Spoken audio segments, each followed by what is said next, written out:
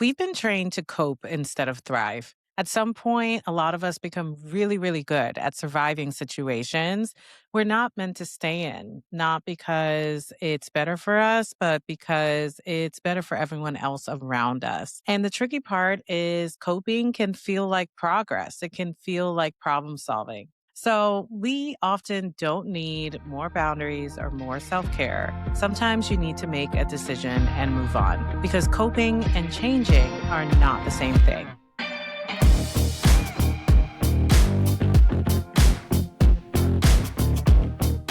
Consider this your permission slip. Permission to change the plan, permission to change your mind, permission to choose yourself. This is Unpopular Decisions, where we're talking about what it really takes to say no to convention and yes to our truth. I'm your host, Jameelah Calhoun. Today's episode is a little different than our typical programming, and it's our final episode of season one of Unpopular Decisions. Thank you all so much for your support as we build this movement and platform, and for all of your listens, reviews, and comments. If you've been enjoying the stories we're sharing and want to support our work, please don't forget to follow and subscribe wherever you get your podcasts or write us a review. For today, it's just me because I've been thinking a lot about the patterns that are coming out of the conversations that we're having on the show. And it really resonates with my own life, and it makes me feel like it's probably happening in your life too. The idea is we can spend months, even years, perfecting how to stay in a situation we already know isn't right for us. In this episode, I'll share my personal story of overfunctioning through dysfunction at my job and the reframe that finally got me to stop coping and change my life. Let's get into it. There was a period of my career, and I think in some prior episodes, you've probably picked up on this, but I stayed in a work environment that I knew wasn't working. It wasn't aligned. I didn't feel proud of the work that I was doing, and it was really draining me. Here's the thing, I stayed in it for 18 months after I started to realize that there were some cracks in my experience there. I stayed because it just felt familiar. I was working at a company that had a difficult business model, tons of competition, which led to squeezed resources, and our leadership was really grasping at straws. Being a strong strategist, it's what I've been trained in and been doing throughout my career. Leadership leaned on me more and more to bring about large scale projects, drive change, and turn the business around. If there are any other eldest daughters out there, you know that this is truly like a shot to your veins. This dynamic of being needed, of being the golden leader or child or daughter that's relied upon to hold up everything is really familiar to me. It's a role I played a lot in my family, and I used to find a lot of pride in that. So, as I got into this situation at work, I was again basking in the glow of really feeling needed. My problem was I was burning out the whole time. And the culture was one where the dynamic was as if there was always a crisis. It was as if leadership didn't feel like anyone would do any work unless everything was an emergency. And ultimately, that fight or flight type of dynamic takes a toll on you. It took a toll on my mental health and my physical health. I got on high blood pressure medication for the first time in my life. I gained 30 pounds and I found myself more and more disconnected from my family and friends. And I know I'm not the only one who's been in that situation. The last piece of it, I also got a big promotion. And yet again, eldest daughter expectations, also Virgo vibes. If you know, you know, I was really working hard towards this promotion and then I got it. And it was pretty anticlimactic for me. I started to wonder what I was working so hard for. And now that I had this thing that I'd been working towards for so long, what was it even worth? What did it mean to me? And of course, what was next? So, what do? I go into problem solving mode. I didn't want to leave. I had had several career moves in a short period of time. And of course, after feeling burnout, I was tired. Decided I was going to figure out a way to make this work. I optimized all of my systems. I did all the self care. And let me tell you, it was a long list. I met with 3 career coaches. I spent 10 grand on a year-long life coaching program. I planned vacations. I went on multiple yoga retreats. And to be clear, I love all of these things. Like yoga retreat, I live. And it was also in Arizona, which very, very special place. I talked to fellow alumni from my business school. I asked for a raise at my current job, just feeling like, hey, I'm doing all this work, I'm burning out. I might as well be getting paid for it. I advocated to add more staff to my team, including getting a chief of staff so I could manage all of my responsibilities and special projects. I started blocking time on my calendar. I set stronger boundaries. I reduced my work travel. I started going for monthly massages. I created a skincare routine for myself. And I told myself to have a positive mindset. I worked through perspective shifts, reframes, emotional regulation, all the tools. Okay, that was a lot. That was over the course of those 18 months that I was just trying everything in my toolkit, everything I'd ever read about, everything that any Instagram influencer ever posted about manifesting and having a great mindset. I was trying all of it. But I share all that now to say coping is often doing things that do feel good. They are no brainers. My life was going to be better for having done all of these things. So nothing about this was me doing wrong things or things that were not going to help me. But it wasn't actually solving my problem. It was managing my experience of the problem, which again is good. But sometimes you really have to deal with the root cause of the situation. In this case, when you're coping, you're not changing the situation. You're just getting better at tolerating it. All I was doing was delaying the inevitable and delaying the choice I knew I needed to make. And coping feels productive. It feels like self awareness. It feels mature. We're growing, we're adulting. It feels like you're doing the work, but a lot of times it's a sophisticated way of avoiding the real work and it's avoiding the real decision. It's a well designed, well articulated, deeply rationalized band aid.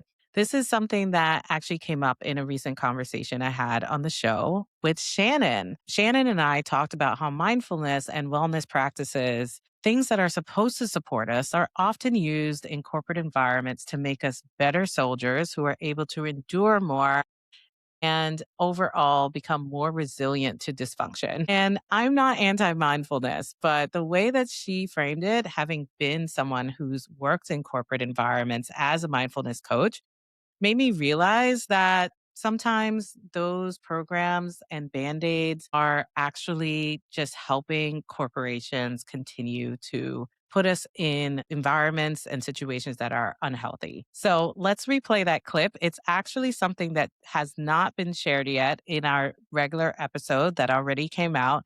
So let's listen in and see what she had to say. There are many kind of new corporate programs that bring in mindfulness or wellness practices into the office. Is that something that you feel is a helpful direction? What are some of the challenges around that? So, like, yes to is it a good thing? And yes, are there challenges? Yeah.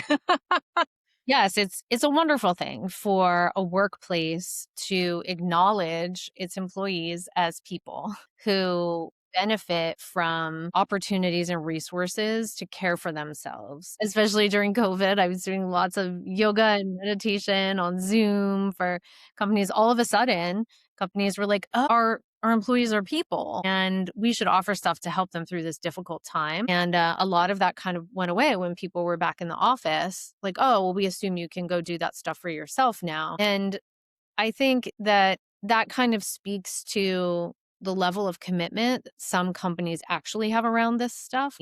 It is caring for you part of the company's core values. And the other thing I'll say, and this may be like a whole other conversation actually, Jameelah, is that I do sometimes see mindfulness being utilized as a set of resources designed to make people better employees. Full stop. Mm. Um, More and it's productive, able to yeah, tolerate more challenge and toxicity in the workplace, that kind of yes, just kind of mm, making folks better soldiers, right? mm, Sometimes it's about that. And the truth is that mindfulness has benefits around focus. It has benefits mm, around physical energy, all of the, different qualities that do make you a more potentially productive and focused worker. But if it sort of stops there, then it's probably telling you something about the Mm. goals of the organization. Whew. Well, surprise, surprise, corporations are not your friends. And of course, they have many reasons to try and make sure that they can create employees who are more able to survive the work and the onslaught even more gracefully and even longer than they were before. So once I kind of saw that I was just in the middle of coping, I couldn't unsee it. And so many other stories from our season one really showed that many of us are dealing with the same thing. Megumi joined us in her episode on career hopping and quitting startup life, and she introduced us to the Japanese concept of gaman. I literally just stopped when she described this to me because it felt so familiar. Of course, I do not directly have Japanese culture and heritage, but I felt like this message of steel yourself and don't be a quitter, and that there is strength in endurance is something that's really pervasive in so many cultures, including my own as a Haitian American and a Black woman. She talked about staying in a startup environment long after she knew it was a hot mess because it looked impressive from the outside. She felt like she could make her equity worth something in the end if she could just show that she had endurance. The biggest part of her story wasn't just leaving, it was realizing how long she'd stayed because she thought she was supposed to. And I've been in that situation too. I stayed at a job well after I realized it wasn't a healthy environment for me because I wanted to prove people wrong. I wanted to prove to people that I could tough it out. And then it's like spiting your face by cutting off your nose. That isn't healthy. And endurance alone is not the only symbol of strength. Miles also faced that idea of coping through something that doesn't make sense anymore. He didn't just wake up one day and leave his political identity. He spent years of dissonance voting for Democrats for almost 10 years while working within the Republican Party. He had every excuse, logical reason in the book that he used to cope with the reality of the situation. Trump was hopefully a temporary aberration that was going to be removed soon enough. We would all wake up from this nightmare or wild dream. And hello, we're still waiting to be woken up from that dream. He had student debt, he had a new child. These are all real things, real bills, bills, bills. Destiny's Child already told us. But in the end, all he wasn't living in alignment with his values. And Connie, our wonderful author and a single mother by choice, joined us and said that her only regret in her journey was not doing it sooner. She tried for so many years to do it in a way that felt a more traditional way, holding on through unhealthy relationships before finally deciding that she could go about motherhood through her own path. And there's so many people I hear from in my own life that just continue to feel, hey, I have to give it the good college try. I have to still feel like I put in enough effort before giving myself permission to go a different way. And that is so much of the expectations brought to us by our society and our cultures that make us stay in a situation and manage our expectations instead of moving on and making a better path for ourselves. In every one of these situations, things finally change once they made a decision. Decisions are the catalyst for transforming your life. And you may wonder, why do we stay? Why do we cope instead of just making a decision? Decisions are quick. Yes, no, leave, stay. But they unlock a whole other set of clarity. It unlocks the next step you need to take. But being honest, so much of our life is built to keep us from feeling committed into a decision. We face systemic pressure in terms of capitalism and those bills we were talking about. We face societal pressure in terms of culturally not wanting to seem like a quitter or a deadbeat. We don't want to disappoint our family and the values we may have grown up with that rewards strong work ethic, that prioritizes taking steps that feel safe. And many of our guests have been first generation Americans dealing with the difference of culture between where they're growing up and where their family of origin is from. We also face the pressure from our community in terms of saving face with our friends, saving face in our church communities and synagogue, or wherever you find yourself in relationship with others. You want to have a clean story at brunch. And the last piece we often face is the personal pressure.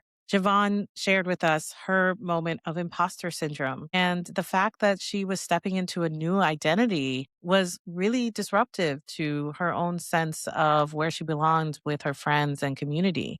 So internally, we have to do the identity shifting to also move on and make a decision. I'm calling this the Jameelah's five forces of resistance. And if you guys know me, I love an economics or business school framework. And there's the Porter's five forces of competition in business. So why don't we talk about Jameelah's five forces of resistance? And look, coping makes you feel like you're in control, even when you haven't actually made a decision and you haven't changed anything. So we got to get past that. And for me, you heard that long list of everything I did over 18 months to try and cope with a job I knew was no longer working.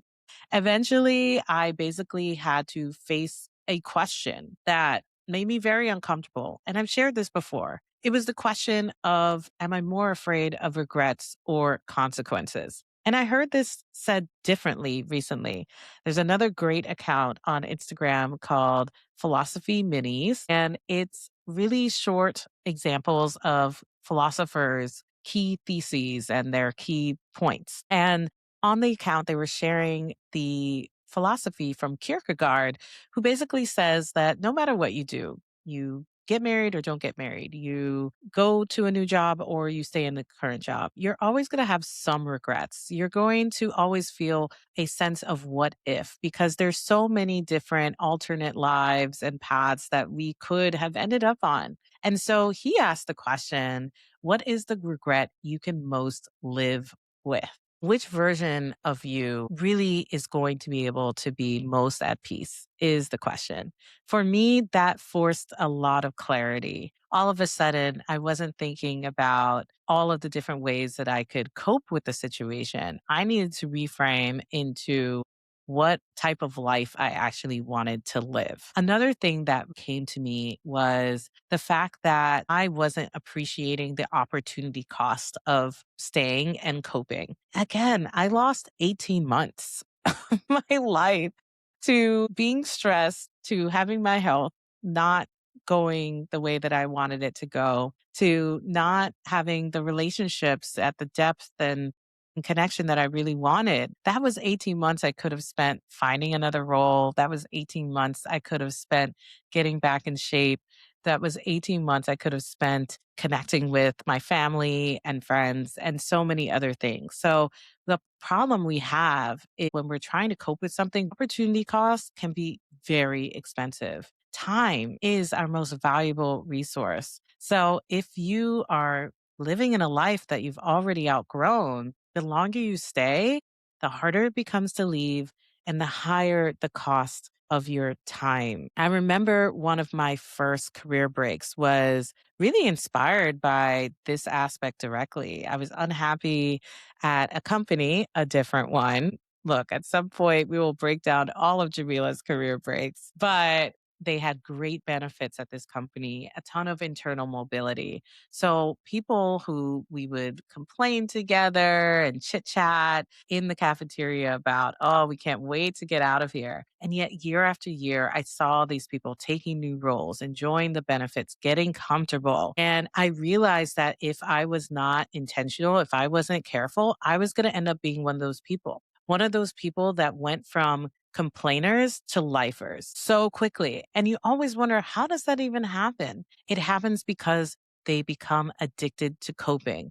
We all are, to making it work because it feels more comfortable to stay in your current reality than to go into a new reality. The longer you cope, the more you convince yourself there's nothing to change here, that this is actually what you've wanted the whole time. So, if you're listening and this feels familiar or sounds familiar, I'm not telling you to quit your job.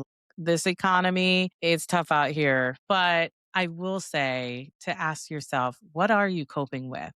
And what are the types of regrets that you can live with over the rest of your life? The last thing I want to leave you with is an exercise that I did when I was making my decision to quit my last job. I did something called a breakup processing sheet. And this asked me questions like, how did you really try and make this work? It asked me to write down all of those things that I had been doing to make this work in order to give myself permission that I had really done my best and I had tried. It also asked me, what am I letting go of? And what do I need to grieve in order to move on from this experience? And what am I grateful for in this experience? All of those questions helped me to feel a lot more permission and a lot more peace with moving forward and getting out of cope land and into hope land. There is a life beyond coping. There is a life where you can actually thrive. So I'll be sharing with you all my own version of the processing worksheet to help you as you're thinking about moving ahead. Well, that's it for this episode. I hope that this reflection stuck with you and inspired you to think differently about the situations that you're maybe putting up with more than you should be. Make sure to subscribe to Unpopular Decisions for more real conversations about choosing yourself, even when it's not popular.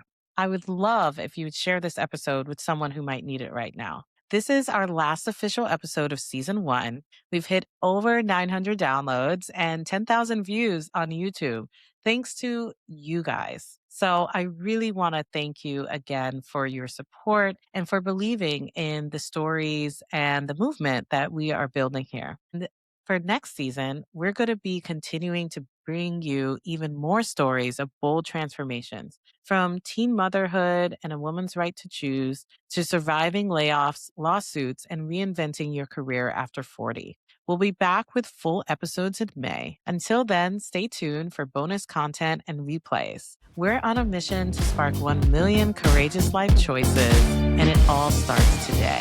Thanks for listening. I'm glad you're here.